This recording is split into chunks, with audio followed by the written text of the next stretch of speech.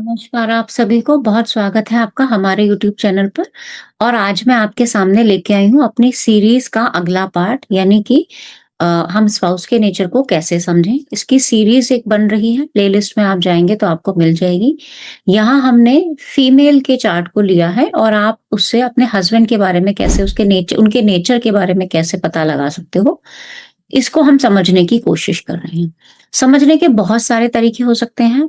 आप previous videos देखेंगे तो आपको समझ में आएगा कि किस तरह से हम इस पूरे पार्ट को लेके चल रहे हैं। यहाँ एक छोटा-सा हिंट हम मानेंगे कि भई हम इस तरह से भी देख सकते हैं, है ना? लेकिन किसी के कंप्लीट नेचर को जान पाना उसके लिए बहुत सारे और भी चीज़ों को देखना होता है। यहाँ खाली एक ग्रह पर हम आधारित नहीं रहेंगे।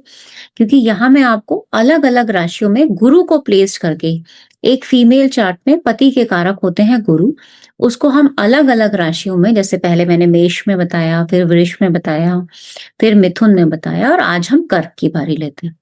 उसको प्लेस करके मैं आपको बता रही हूँ। लेकिन गुरु किस भाव में है, वो पीड़ित है या नहीं है, अन्य ग्रहों का क्या प्रभाव है, उससे नेचर में परिवर्तन होगा। यहाँ इसके अलावा 7वें भाव में स्थित राशि और ग्रहों के प्रभाव से भी नेचर बदल जाएगा। तो यहाँ थोड़ा बहुत अंदाजा, यानी कि आपको देखना हल्का फुल्का आएगा। बाकी आप अपनी समझ बुद्धि से उसको खुद से भी सीख पाएंगे। तो चलिए आज शुरू करते हैं। आपको स्क्रीन पे एक तो चार्ट दिख रहा होगा और साथ में एक ये व्हाइट स्क्रीन भी आपको दिख रही होगी, है ना? तो ठीक है, शुरू करते हैं। ये मैंने इसलिए लगाया है चार्ट ताकि मैं यहाँ आपको समझा पाऊँ। आज मैं आपको बताऊंगी कि कर्क राशि में, यानी कैंसर साइन में, कर्क राशि में, मान लेते हैं किसी की कर्क राशि चतुर्थ भाव में है और यहीं पे गुरु प्लेस्ड है ना? यानी जुपिटर यहीं पे आ जाए कर्क राशि में। मुझे और कोई कंडीशन नहीं पता किसी भी ग्रह की, मैं मान के चल रही हूँ कि भाई ये कोई फीमेल चार्ट है। हम्म। 7वें भाव में राशि कौन सी है मैं वो नहीं ले रही हूँ यहाँ पे। सिर्फ जुपिटर जिस राशि में है उसके आधार पर हम स्पाउस के नेचर को जानने की कोशिश कर रहे हैं। हो सकता है ये 40 से 50% आपके ऊपर एप्लीकेबल हो, नहीं हो रहा है उससे ज्यादा तो उसके लिए बाकी चीजों को हमें देखना होगा। क्योंकि ये बात मैं पहले भी बता चुकी हूँ, पूरी सीरीज भी बन चुकी है कि बिहेवियर कैसे जाने। वो किसी एक राशि पर कभी भी आधारित नहीं होता है, वो देश काल से, ग्रहों के प्रभाव से चेंज होता रहता है ना? तो चलिए सबसे पहले कैंसर साइन की वीडियो देख लीजिएगा, वहां उसके बारे में डिटेल में आधा पौने घंटे का वीडियो है। आपको समझ में आ जाएगा कि कर्क राशि कैसी होती है। यहाँ मोटा मोटा मैं बता देना चाहती हूँ। मूवेबल साइन है, जल तत्व राशि है, काल पुरुष के चतुर्थ भाव की राशि है और इसका स्वामी होता है चंद्र, है ना? अब मैं यहाँ पे कर्क राशि नहीं पढ़ा रही हूँ, इसलिए मैं इसकी और ज्यादा जानकारी यहाँ नहीं दूंगी। कर्क राशि में फीमेल चार्ट में अगर जुपिटर प्लेस्ड है तो आपके स्पाउस के अंदर क्या क्या जनरल क्वालिटीज हो सकते हैं। तो सबसे पहली बात, तो ये जल तत्व प्रधान राशि है, तो सीधा सीधा हम यहाँ कह सकते हैं कि भाई आपके स्पाउस जो होंगे, हो सकता है कि वो थोड़े से इमोशनल हो, है ना? अब इमोशनल आप कहोगे भाई सभी हो सकते हैं। देखो सब लोग तो होते हैं लेकिन सबका लेवल अलग हो सकता है ना? इमोशंस में कोई, जैसे कि आप कोई मूवी देख रहे हो, कुछ लोग ऐसे होते हैं मूवी देखते देखते आंसू बहाने लगते हैं। कुछ लोग कहते हैं अरे ये तो नाटक कर रहे हैं, क्या ही दिक्कत है, इनको क्यों देखना, है ना? तो यहाँ हर एक का लेवल थोड़ा थोड़ा चेंज हो जाता है, तो हम इसको इस तरह से भी समझ सकते हैं। हो सकता है कि वो दूसरों के ध्यान रखने वाले हों, है ना? दूसरों का, घर परिवार का, सबकी जरूरतों का, छोटी छोटी जरूरतों का, कि अच्छा आपने खाना खाया कि नहीं खाया, आपको ये चीज पसंद है तो चलो आज आपके लिए ये ले आते हैं। या घर में मान लेते हैं कोई बीमार हो गया, छोटी छोटी बातों से समझो बिहेवियर को, है ना? कोई बीमार हो गया घर में, तो वो क्या करेंगे, तो वो खुद से उठ के उनका ख्याल रख सकते हैं। तो वो दूसरों का ध्यान रखने वाले होते हैं, उनका ख्याल रखने वाले हो सकते हैं। हेल्दी हो सकते हैं वो थोड़े से। हेल्दी क्यों? क्योंकि जल तत्व राशि है, तो जल तत्व राशि में जाना जनरली थोड़ा सा वेट गेन करा सकता है, जनरली थोड़े से आपको बॉडी वाइज हेल्दी बना सकता है। जरूरी नहीं है, बाकी और प्रभावों को भी देखना होगा। खांसी, जुकाम, सर्दी, कोल्ड कफ की शिकायत हो सकती है, बिल्कुल हो सकती है ना? अच्छा, देखने में सुंदर भी हो सकते हैं क्योंकि चंद्रमा की राशि है, तो देखने में जनरली अच्छे हो सकते हैं, स्वभाव में सौम्यता हो सकती है। मूडी भी तो हो सकते हैं। मूडी क्यों हो सकते हैं? क्योंकि चंद्रमा क्या है? फ्लेक्सिबल है। चेंजेस हैं, जैसे आप देखते होंगे पूर्णिमा से अमावस, अमावस से पूर्णिमा, है ना? जो चंद्रमा के कितने सारे फेजेस चेंज हो जाते हैं। तो चंद्रमा से हम मूड स्विंग्स की भी बात करते हैं। तो ये लोग भी हो सकता है कि आपके जो हस्बैंड हो, जिस भी फीमेल के हम ये चार्ट की बात कर रहे हैं, तो उनके हस्बैंड थोड़े से मूडी हो सकते हैं, है ना? उनके नेचर को समझ पाना, कई बार प्रिडिक्ट कर पाना भी बड़ा मुश्किल हो सकता है। या हम यहाँ पे ये कह सकते हैं कि भाई उनका जो नेचर हो सकता है वो अनस्टेबल हो सकता है, यानी उसमें स्थिरता की कमी हो सकती है। घूमने फिरने का शौकीन हो सकते हैं, ट्रैवल, है ना? क्योंकि ट्रैवल हम कहाँ से देखते हैं? हम चंद्रमा से ट्रैवल की भी बात कर सकते हैं। तो हो सकता है कि या तो लॉन्ग टर्म मतलब कहीं लंबी दूरी की यात्राएं करना पसंद हो। अब ये कैसे जानेंगे कि लंबी दूरी या कम दूरी? तो ये आप स्थानों से जान सकते हैं। जिस भाव में वो राशि होगी, उसके प्रभाव से समझ सकते हैं। अब यहाँ जनरल क्वेश्चन क्या आएगा कि मैडम अब ये तो सबके चार्ट में हो सकता है। तो मैं यहाँ सबके चार्ट की पहले तो बात नहीं कर रही हूँ। मैं यहाँ जनरल व्यू बता रही हूँ। जनरल व्यू में इसी तरह से बातें बताई जाती हैं। स्पेसिफिक के लिए हमें बहुत सारी चीजों को देखना होता है। तो जब भी आप कोई प्रिडिक्शन करें, जब भी कोई वीडियो देखें, यूट्यूब पे किसी की भी, मेरी नहीं किसी की भी, तो थोड़ा सा अपना सोच का दायरा ना थोड़ा बड़ा कर लिया कीजिए। तो उससे क्या होगा कि सामने वाला जो आपको समझाने की कोशिश कर रहा है वो समझ में भी आ जाएगा और हमारी रिजिडनेस भी कम हो जाएगी। तो बहुत ज्यादा रिजिड होकर किसी भी चीज को नहीं देखना चाहिए, ठीक है? क्योंकि ज्योतिष की पुस्तकों में कोड की भाषा में, है ना, एक एक शब्द लिखा गया, उस शब्द के हजारों मीनिंग हो सकते हैं। तभी तो पंचम स्थान दिया गया है, अपने बुद्धि विवेक से आप उसको समझो, ठीक है? तो चलिए आगे आते हैं। घूमने फिरने का शौकीन भी हो गया। अब भाई घर परिवार प्रॉपर्टी इसमें इन्वेस्टमेंट हो सकता है उनको ज्यादा पसंद आता हो, है ना? कि भाई चलो प्रॉपर्टी बना लेते हैं, बच्चों के बारे में सोचेंगे, आगे उनके काम आएंगी, तो ऐसा उनका स्वभाव भी हो सकता है। हम्म। माता से अटैचमेंट हो सकता है ज्यादा, है ना? और बोलने में थोड़े मीठे भी हो सकते हैं। अब मान लेते हैं इसके साथ सूर्य आ जाए, मंगल की दृष्टि आ जाए, तो ये प्रभाव थोड़ा सा कम हो सकता है, तब हम इतना नहीं बोलेंगे, है ना? लेकिन यहाँ पे अगर कर्क राशि में गुरु है, तो हम कह सकते हैं कि बोलने में थोड़ी सी सौम्यता हो सकती है, यानी कि सॉफ्ट स्पोकन भी हो सकते हैं। चिंतित स्वभाव भी तो हो सकता है। ऐसे लोग बड़ी चिंता करते हैं, मतलब ये कई बार ना एंजाइटी का रूप भी ले लेता है। अगर आप इतनी चिंता करते हो, तो वो कई बार एंजाइटी में भी बदल सकता है। ऐसे लोगों को जनरली, जिनका कर्क राशि में गुरु होता है, इनको घर के नुस्खे बड़े पसंद आते हैं, है ना? मान लेते हैं किसी को कोई दिक्कत आ जाए, तो ये कोशिश करते हैं कि पहले घर में ही इसका इलाज हो जाए, तो वो ज्यादा बेटर है। इनकी इंट्यूशन अच्छी हो सकती है, इनकी इमेजिनेशन अच्छी हो सकती है। अब इमेजिनेशन में आप कुछ भी काम कर रहे हो, तो वहां पे आपकी कई बार आपकी इमेजिनेशन भी काम आ जाती है ना? कि अच्छा इसको इस तरह से कर लेते हैं तो शायद ज्यादा अच्छा हो पाएगा। इमोशनली हमेशा इनका up down up down up down चलता रहेगा। और ये अप डाउन अगर ज्यादा रहा या और ग्रहों का प्रभाव रहा, तो ये एडिक्शन की तरफ भी बढ़ सकता है। एडिक्शन किसी भी तरह का, खाने पीने का, ज्यादा बोलने का, है ना, किसी का भी हो सकता है। ऐसे लोगों को थोड़ा रिलैक्स करना भी पसंद आता है। मतलब जब ये सॉरी, इन लोगों को मतलब अधिक अच्छी नींद लेना, थोड़ा सा रिलैक्स मूड से अच्छा अच्छा सा म्यूजिक चल रहा हो, है ना, घर का माहौल थोड़ा अच्छा हो, खुशनुमा माहौल रहे, ऐसा इनको पसंद आता है।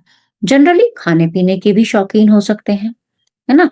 और लेकिन एक चीज रहेगी, यहाँ इनको हमेशा लाइफ में एक सेटिस्फेक्शन की ना कमी महसूस होगी, क्योंकि चंद्रमा की राशि है और मन जो है वो कभी सेटिस्फाई नहीं हो सकता। तो अगर ये पीड़ित और हो जाए, तो आप ये कह सकते हो कि सेटिस्फेक्शन की कमी हो सकती है। और कई बार ऐसे लोग ना ड्रीम वर्ल्ड में भी ज्यादा रह सकते हैं, मतलब ज्यादा सोचने की आदत हो जाती है। कई बार सिचुएशन से भागने की भी आदत हो जाती है, क्योंकि चंद्रमा है ना? चंद्रमा आए दिन बदलता रहता है। आज ये सिचुएशन है, इसको हटाओ, अब दूसरी को अडॉप्ट करो, तो ऐसे भी हो सकता है। और यहाँ पे क्योंकि कर्क राशि जल तत्व की राशि है, अब इसके साथ में अन्य ग्रहों का प्रभाव आ जाए, जैसे मान लेते हैं गुरु के साथ मंगल आ जाए और चंद्रमा की राशि में, तो वो बीपी को बढ़ा भी सकता है। शनि आ जाए तो हो सकता है थोड़ा कम रहता हो, है ना? या सांस लेने में दिक्कत आ सकती है। मान लेते हैं यही शनि आके बैठ जाए, तो हम कह सकते हैं कि भाई स्पाउस के साथ ना थोड़ा लंग्स से रिलेटेड परेशानी उनको हो सकती है, उनको सांस लेने में दिक्कत हो सकती है। यही अगर शनि को हटा दो और यहीं पे शुक्र आ जाए, तो जल तत्व ग्रह शुक्र हो गया और जल तत्व राशि में आ गया, गुरु के साथ आ गया, तो आप कह सकते हो कि या तो उनको हार्मोनल इश्यू हो या उनका वेट ज्यादा हो सकता है। तो आप देख सकते हैं कि एक एक राशि के प्रभाव से भी कितनी सारी चीजें आप समझ सकते हैं, है ना? चंद्रमा की राशि में गुरु का होना जनरली अच्छे पोस्ट पे कार्यरत होने को भी दर्शा सकता है ना? तो इसको आप ऐसे भी समझ सकते हैं, हालांकि इसके लिए हमें बाकी चीजों को भी देखना और समझने की जरूरत होगी। अब ये तो एक जनरल जनरल सी बात थी जो मैंने आपको बताया। कुछ मैं पॉइंट्स आपको बताऊंगी जहां आप हल्का फुल्का ग्रहों से इसको समझ सकते हो। तो मैं उसके लिए पेन का कलर चेंज कर लेती हूँ ताकि सब कुछ मिक्सअप ना हो और आप इजीली उसको समझ पाओ। तो एक एग्जाम्पल मैं ले रही हूँ। मान लेते हैं किसी की कर्क राशि एकादश भाव में है या कहीं पे भी आप नाइन्थ में एट्थ में कहीं भी मान सकते हो। गुरु यहाँ पे प्लेस्ड है और सूर्य यहाँ से दृष्टि दे रहा है। तो अभी जो जो भी मैंने आपको बताया, अब सूर्य जब यहाँ सूर्य की तो एक ही दृष्टि होती है ना सातवीं, तो सूर्य यहाँ से देखेगा। ठीक है। अब वक्री वगैरह की बात मैं यहाँ नहीं कहूंगी क्योंकि गुरु तो यहाँ पे वक्री हो ही जाएगा, है ना, लेकिन मैं अलग से आपको समझा रही हूँ इसमें। इसमें क्या होगा, आपने जितनी अभी तक बातें पढ़ी उसमें दृष्टि का प्रभाव हो जाएगा। अब दृष्टि के प्रभाव के वीडियोस मैंने बनाए हैं। यहाँ पे आप इतना समझ सकते हो कि ऐसे इंसान के अंदर थोड़ा सा गुस्सा भी बढ़ सकता है, यानी ज्ञान है, मूड स्विंग्स है, लेकिन यहाँ पे गुस्सा भी वहां पे आ सकता है और कई बार ये अपनी बात पे अड़ भी सकते हैं। तो ये सूर्य की दृष्टि का प्रभाव हो सकता है। अब मान लेते हैं कि भाई दृष्टि नहीं है और सूर्य यहीं बैठ गया है, सूर्य यहीं गुरु के साथ। अब जब गुरु के साथ होगा तो यहाँ दो कंडीशन बन जाएंगी। पहला हो जाएगा कि गुरु अस्त हो जाए, दूसरा हो जाएगा कि गुरु अस्त नहीं है, नॉर्मल कंडीशन, है ना। अगर अस्त हो जाएगा तो इस केस में क्या होता है, मैंने कई चार्ट्स में देखा है कि उन लोगों को ज्ञान देने की आदत हो जाती है। ज्ञान देने की आदत सभी को है, लेकिन इनके साथ क्या होगा कि बिना पूछे, यानी आपने पूछा नहीं, आपने मांगा नहीं ज्ञान, लेकिन फिर भी आप दे रहे हो दूसरे को ज्ञान। तो ये कई बार बड़ा हानिकारक हो सकता है ना। तो ऐसे लोगों में जहां पे गुरु अस्त हो जाएगा सूर्य के साथ, तो उनके स्पाउस को बिना मांगे भी ज्ञान देने की आदत हो सकती है। हाँ, अगर अस्त नहीं है तो वहां पे ये प्रभाव बिल्कुल चेंज हो जाएगा। वहां पे हम क्या कह सकते हैं, उनके अंदर गुस्सा हो सकता है, अथॉरिटी हो सकती है, गुड लुकिंग हो सकते हैं, हाँ, लेकिन बड़े समझदार होंगे और बड़े विवेकी भी होंगे। तो देखो कितनी सारी चीजें एकदम से चेंज हो जाती हैं।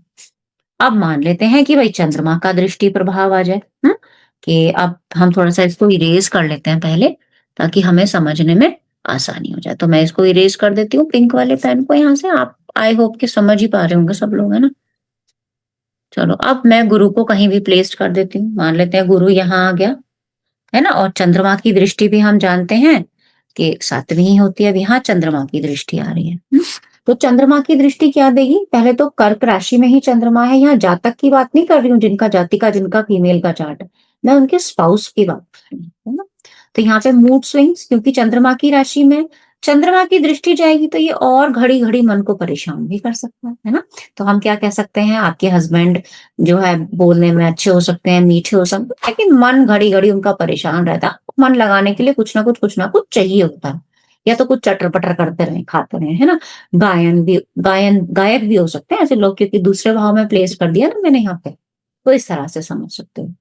अब इस कंडीशन में मान लेते हैं कि सूर्य भी यहाँ है और गुरु अस्त हो जाए। देखो कंडीशंस पहली वाली एक बार फिर से यहाँ अप्लाई कर दो। तो इस केस में क्या होगा कि मूड स्विंग्स तो बढ़ेंगे ही। अब गुरु यहाँ अस्त हो गया है और आप ऐसे केस में पुराने गानों को सुनना ज्यादा पसंद कर सकते हो, है ना, कि नीरसता बढ़ गई। और शनि आ जाएगा तो और नीरसता का प्रभाव दे देगा और हेल्थ के इश्यूज भी दे सकता है। ठीक है, सब चीजें मेरे ख्याल से आपको समझ में आ रही हैं।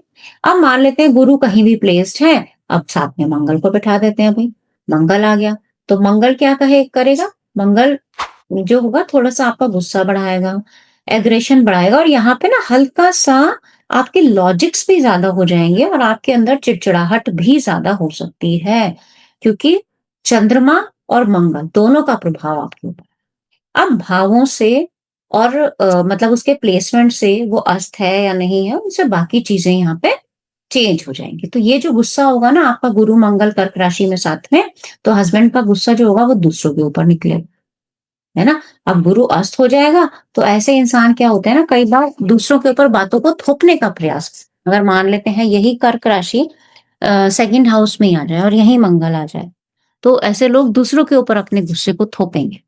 ठीक है, या उनको कारण बना सकते हैं, क्योंकि मंगल क्या होता है, हर चीज में कारण को ढूंढने का प्रयास करता है। तो यहाँ पे आप देखिएगा, बहुत छोटे-छोटे पॉइंट से, एक-एक माइनर सी चीज़ों से किसी भी इंसान का बिहेवियर कंप्लीटली बदल सकता है। इसको आप खुद से भी समझ सकते हैं। आप जनरली अपना बिहेवियर समझने की कोशिश कीजिएगा, दिन भर में कितनी बार आपका स्वभाव बदलता होगा। एक तो होता है बेसिक नेचर, है ना? वो तो ऐसा ही रहेगा, लेकिन उसके अलावा, बेसिक नेचर के अलावा भी कुछ ऐसी चीज़ें होती हैं जो बदलती रहती हैं। जैसे घर में कोई मेहमान आ गया, चेंज हो गया, बच्चे के सामने कुछ और है, पति के सामने कुछ और है, सासू माँ के सामने कुछ और है, अपने साथ कुछ और है ना? तो इसलिए हमारे जैसे मूड स्विंग्स होते हैं, तो हर छोटी-छोटी सी प्रभाव हमारे ऊपर प्रभाव डालेगा ही डालेगा। तो ये मैंने एक जनरल सा आपको व्यू दिया। इसको आप अपने तरह से अलग-अलग पत्रिकाओं में जितनी प्रैक्टिस करेंगे, उतना आप इसको और क्लैरिटी से समझ पाएँगे। ये सिर्फ़ एक, फिर से मैं कह रही हूँ, जनरल व्यू है। वीडियो को आधा सुन के कोई भी कमेंट मत कीजिएगा, पूरा सुनिएगा, समझिएगा, प्रैक्टिस कीजिएगा। बिना प्रैक्टिस किए ऐसे ही मेरी बातों को भी आँख बंद करके भरोसा मत कीजिएगा, प्रैक्टिस कीजिएगा, ठीक है? तो आज के लिए इतना ही रखते हैं। बहुत-बहुत धन्यवाद।